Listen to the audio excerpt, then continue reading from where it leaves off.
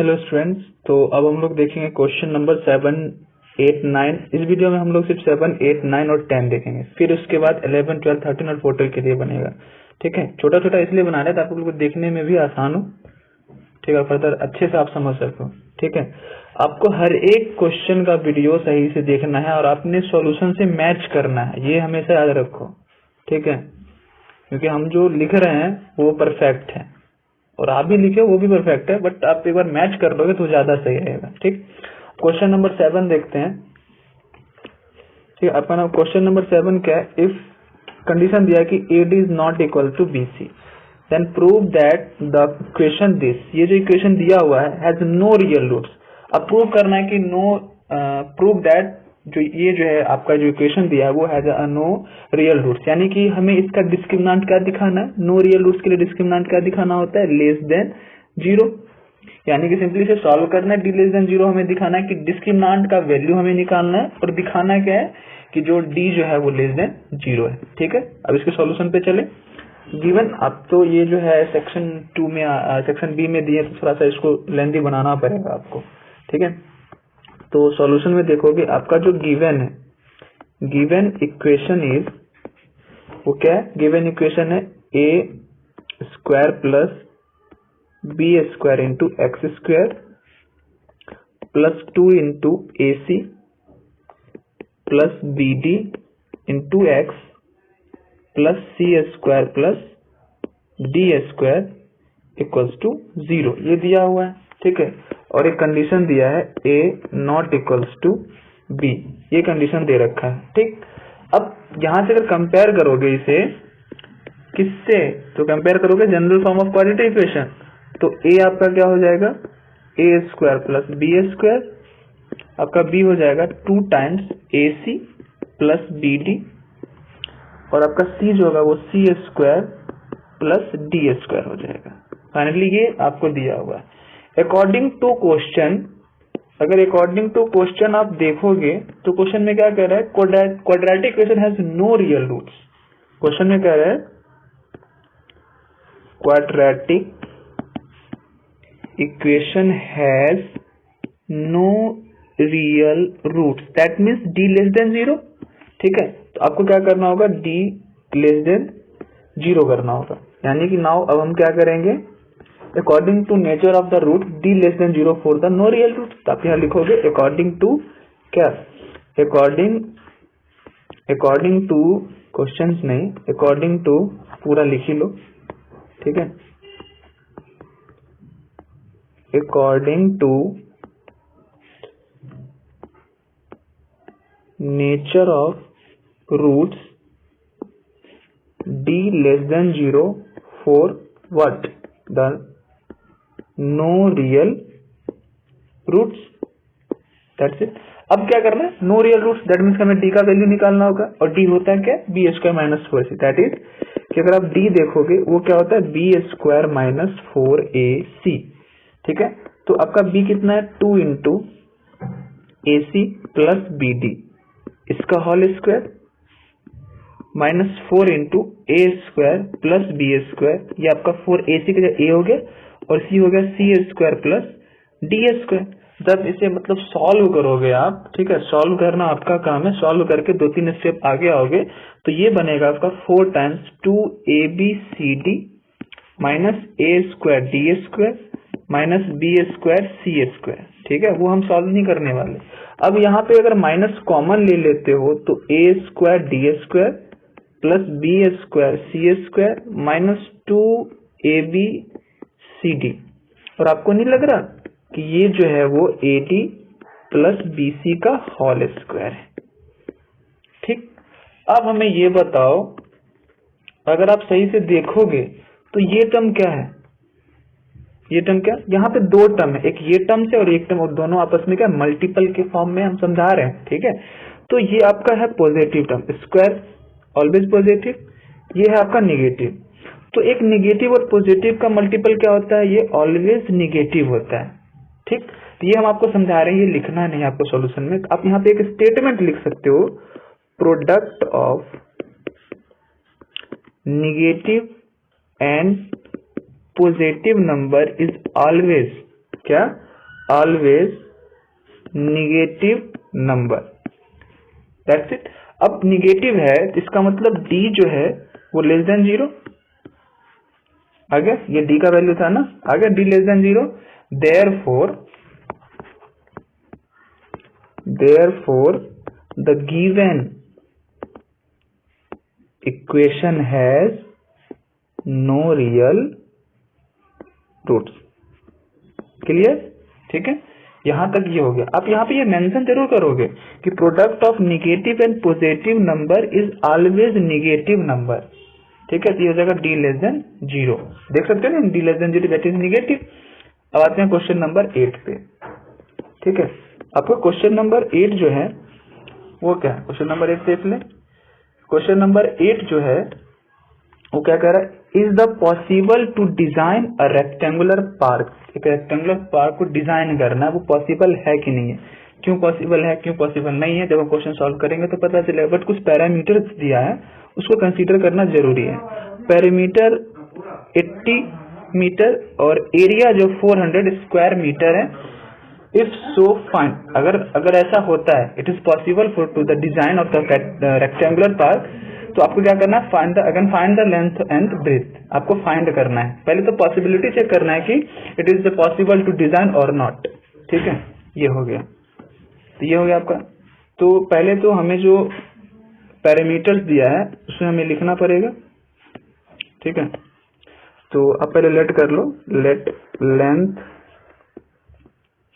Of a rectangular park, जिस rectangular park को हम डिजाइन करने वाले हैं इसको एल मीटर मान लेते हैं, ठीक है। And again breadth of a rectangular park that is b metre, ठीक है। अकॉर्डिंग टू क्वेश्चन क्या है कि parameters of a park, question में क्या रखा है कि parameter of a park is 80 metre. तो इसका फॉर्मूला यूज करेंगे 2 into l plus B equals to 80। आप इसे कैंसिल आउट करोगे तो क्या मिलेगा आपके पास, L plus B equals to 40 metre, ठीक है। तो आप यहां से इक्वेशन फाइंड कर सकते हो ना, l equals to 40 minus b metre, equation first, इसका काम आगे आएगा। फिर अगेन जो है, अगर आप कुछ एक कंडीशन और दे रखा है कि एरिया विल बी कितना, area of the park is 400 metre square, और एरिया होता क्या है, एल इंटू बी, कि L into B 400 metre square दे रखे हैं। एक काम कर लेते हैं, एल के जगह पे हम बी के फॉर्म में पुट करते हैं, तो 40 minus b into b, quadratic बनाएंगे तब ना पता चलेगा कि it is possible to design और नॉट। ये 400 मीटर स्क्वायर, ठीक है। जब इसे एक्सपेंड करोगे तो ये B square minus 40b plus का 400 इक्वल्स टू 0, ठीक है। अब हमें बताओ, हमारे पास ये क्वाड्रेटिक आया जो कि b के टर्म्स में है और l डिपेंड कर रहा है b पे, क्योंकि अगर जो b आ जाता है तब हम l का वैल्यू निकाल सकते हैं। दैट मीन्स अगर इस क्वाड्रेटिक का नेचर कैसा हो, ग्रेटर देन इक्वल टू 0, या तो ग्रेटर हो या तो फिर इक्वल हो, ठीक है। अगर दोनों में से कोई भी एक सेटिस्फाई कर जा रहा है तो इसका मतलब क्या, b का वैल्यू आएगा, b का वैल्यू आएगा तो l का वैल्यू आएगा, इसका मतलब it is possible for the design of the park. समझ में आया, ठीक। अब हम क्या करेंगे, for possibility to design the park is the quadratic equation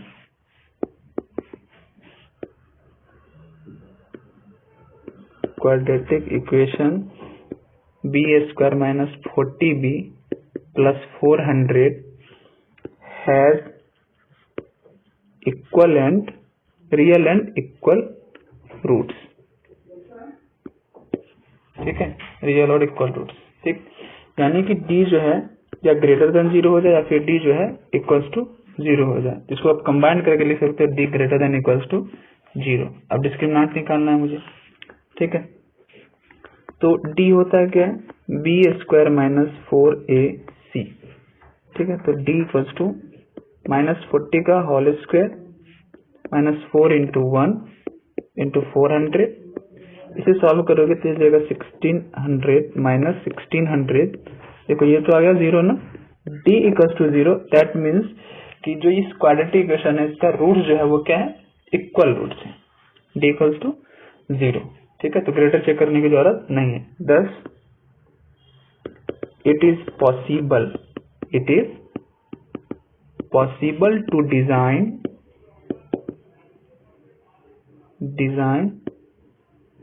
the park, यानी कि यहाँ से हमें पता चल गया कि पार्क को डिजाइन कर सकते हैं, ठीक।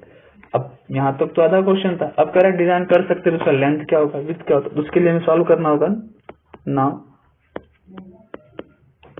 Solve the b square minus 40b plus 400 equals to 0 for the length and width of the given park, ठीक है। तो आप इसे आप सॉल्व करोगे, b square minus 40b plus 400 equals to 0, तो ये आपका b माइनस 20 का होल स्क्वायर लिखा हुआ है, एक्सपेंड करके आप देख लेना, जैसे भी आप सॉल्व करोगे। तो यहाँ से b का वैल्यू जो आ रहा है वो 20 आ रहा है, 20 का 20 मीटर, ठीक है। तो 20 मीटर और लेंथ कितना था, ठीक है। तो आप ये कर सकते हो गया ये। तो hence length of the park equals to क्या था, 40 माइनस बी के फॉर्म में लिखे हुए थे पीछे, 40 माइनस 20 दैट इज 20 मीटर। उसी तरीके से क्या हो जाएगा, width of the park equals to b that is again 20 metre, ठीक है। तो ये क्वेश्चन नंबर 8 तक हम सॉल्व कर लिए। आगे क्वेश्चन नंबर 9 देखते हैं, हम लोग डिस्कस करेंगे क्वेश्चन नंबर 9।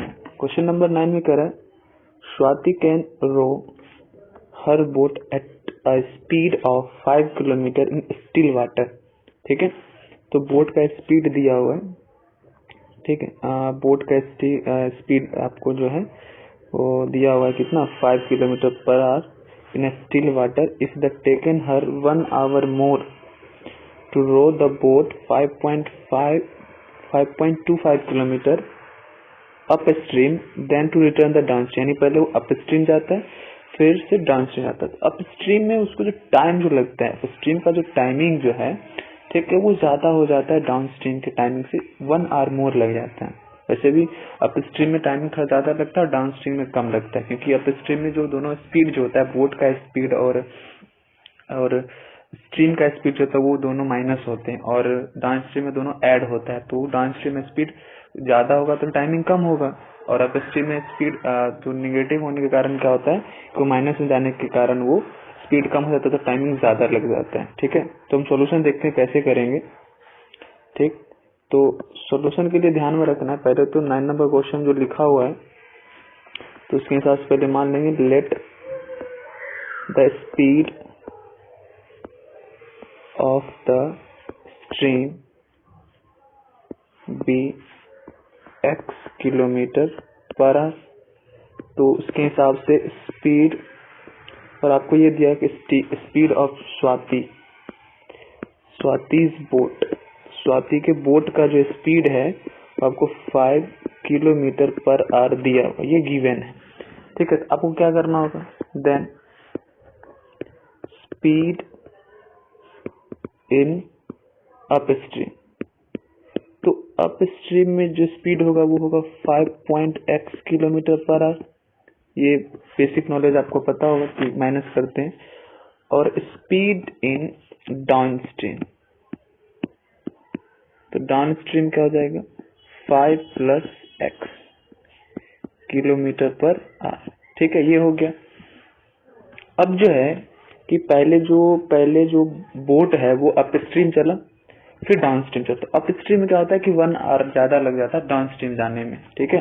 तो now time taking to go 5, दोनों डिस्टेंस सेम है, डिस्टेंस जो है सेम है, that means time taken to go 5.25 kilometre upstream. तो वो वो पहले तो हम ये देख लेंगे अप स्ट्रीम उसको टाइम कितना लगा 5.25 किलोमीटर अचीव करने में। तो उस टाइमिंग को मान लेते हैं t1। तो 5.25 अपॉन 5 माइनस एक्स। अब ये क्या है, डिस्टेंस अपॉन टाइम होता है, सॉरी टाइम क्या होता है, वो होता है आपका डिस्टेंस अपॉन स्पीड, ठीक है, ये आर में आ जाएगा। अगेन आप क्या देखोगे, time taken to go 5.25 kilometre downstream. तो मान लेते हैं इसमें t2 टाइम लगा होगा, तो 5.25 अपॉन 5 प्लस एक्स, वही फॉर्मूला, ठीक है, इतना आर लगा। अब अकॉर्डिंग टू क्वेश्चन क्या कह रहा है, क्वेश्चन में कह रहा था, क्वेश्चन में कह रहा है कि 1 hour more to row the boat 5.25 kilometre upstream then to return downstream. यानी कि पहले वो अप स्ट्रीम गया, फिर जैसे डाउन स्ट्रीम आया तो उसमें पता चला कि अप स्ट्रीम जाने में 1 घंटा ज्यादा लग गया, ठीक है। तो ये जो अप स्ट्रीम का जो टाइमिंग है, ठीक है, ये आपका जो ये अप स्ट्रीम का टाइमिंग है और ये जो डाउन स्ट्रीम का टाइमिंग है। तो ये जो अप स्ट्रीम का टाइमिंग है वो डाउन स्ट्रीम के टाइमिंग से 1 घंटा ज्यादा लेता है। तो इस तरह से इक्वेशन बनाएंगे, that is t1 minus t2 equals to 1 hour. t1 का वैल्यू पुट कर दोगे 5.25 upon x, sorry 5 minus x in minus 5.25 upon 5 plus x equals to 1, ठीक है। दोनों में 5.25 कॉमन ले लो। अब यहाँ पे ना वो इस तरह से ना आप फ्रैक्शन सब्ट्रैक्शन लगा के सॉल्व करने नहीं चले जाओगे, तो बड़ा नंबर है, दोनों में कुछ कॉमन आ रहा है तो कॉमन लेते हैं, ठीक है, इक्वल्स टू 1, ठीक। अब यहाँ से आप सॉल्व कर लोगे इसे, तो सिंपली जब आगे सॉल्व करोगे तो डेसिमल यहाँ से गायब हो जाएगा, 100 आएगा, ठीक है। जब इसे आप सॉल्व करोगे तो 525 अपॉन 100, इसे सॉल्व करोगे तो 5 minus x into 5 plus x, ठीक है, ऊपर में 5 plus x minus 5 plus x equals to 1। 5 से 5 कैंसिल। जब आप इसे सॉल्व करोगे, फर्दर जब आगे सॉल्व करोगे तो कहीं ना कहीं ये 20x square plus 210x minus 500 equals to 0, ये आपका क्वाड्रेटिक इक्वेशन बन के निकलेगा। अब इसमें क्या करना, 2 जो है ना कॉमन 10 जो है कॉमन ले लोगे, तो क्या हो जाएगा 2x square plus 21x plus minus 50 equals to 0। तो इस चीज को आप क्या कर दोगे, फर्दर 0 कर दोगे, तो 2x square plus 21x minus 50 equals to 0। और क्वाड्रेटिक सॉल्व करना तो आता ही होगा आपको, तो यहाँ से सॉल्व करके x का वैल्यू निकालोगे, तो देखोगे 2x प्लस 25 और ये हो जाएगा x माइनस 2 इक्वल्स टू 0, ठीक है। तो यहाँ से x का वैल्यू एक माइनस 25/2 आएगा और x का वैल्यू 2 आएगा, और x था क्या, स्पीड था, दैट इज ये जो वैल्यू है वो किलोमीटर पर आवर है, ठीक है, स्ट्रीम का, ये भी किलोमीटर पर, ये जो आपका किलोमीटर पर आवर है। बट स्पीड जो है कभी भी निगेटिव नहीं हो सकता, that is not possible, not possible because speed is not in negative term. अब यहाँ से डायरेक्ट लिख सकते हो, hence the speed of stream equals to x, that is 2 kilometre per hour. ये आपका फाइनल आंसर हो जाता है, ठीक है। अब आते हैं क्वेश्चन नंबर 10 पे। जब देखते हैं क्वेश्चन नंबर 10 कहता है क्या है, बैक जाते हैं। क्वेश्चन नंबर 10 तो कह रहा है if Ritu were younger by 5 years, ठीक है, यानी कि 5 years, then what she really is, यानी कि जो वो थी उसे 5 साल पहले का बात कर रहा है, ठीक है। देन द स्क्वायर ऑफ, यानी कि अगर वो प्रेजेंट एज, या इस सिचुएशन में वो अपना स्टेटमेंट दे रही है जब वो प्रेजेंट एज से 5 साल पहले की थी, यानी if Ritu were younger by 5 years then what he really is, then the square of her age would have been 11 more than 5 times her present age. That means comparison हो रहा है present age से। तो आप क्या कर लोगे, आप यहाँ लेट करोगे 10 नंबर क्वेश्चन में, पहले तो लेट कर लोगे क्या कि the present age of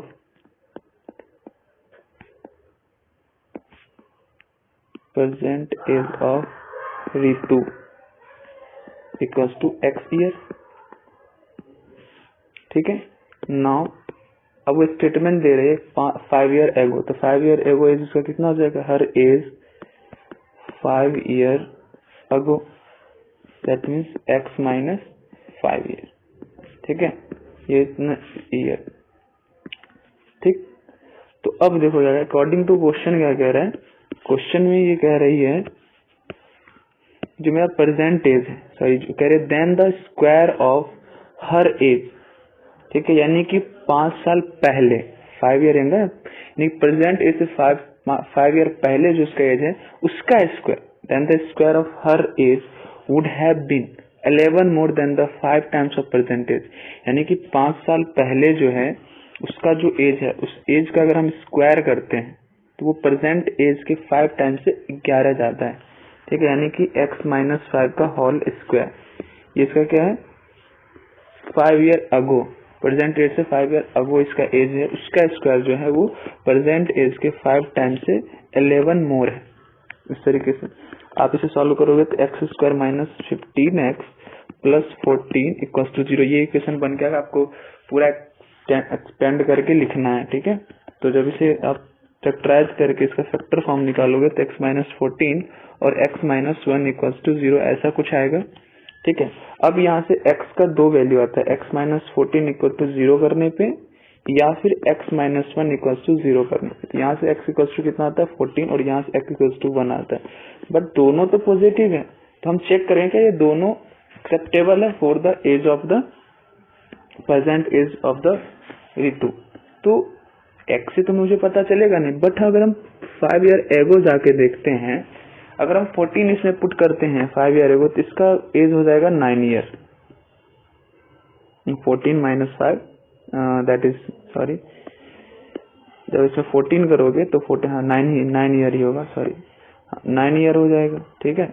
तो ये ठीक है। अगर हम x इक्वल टू 1 पुट करते तो 1 minus 5 that is minus 4 year, तो एज कभी नेगेटिव नहीं होता है, तो इसका मतलब क्या है कि हम 1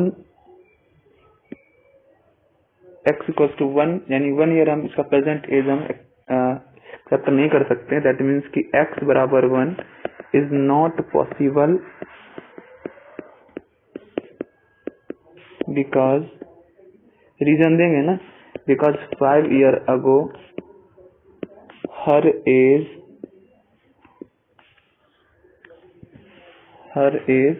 विल बी नेगेटिव, क्या हो जाएगा नेगेटिव हो जाएगा, ठीक है। So the present age of Ritu is 40 years, ऐसा समझ में, ऐसा कुछ, ठीक है। तो इस वीडियो में हम सिर्फ 10 तक ही डिस्कस करेंगे, 11, 12, 13 और 14 जो नेक्स्ट वीडियो में मिलेगा, ठीक है। जब भी आप वीडियो देखो तो इस वीडियो का सॉल्यूशन अपने कॉपी में लिखा करो और जाके कंपेयर करो कि हमने कहाँ पे गलती की है, ठीक है।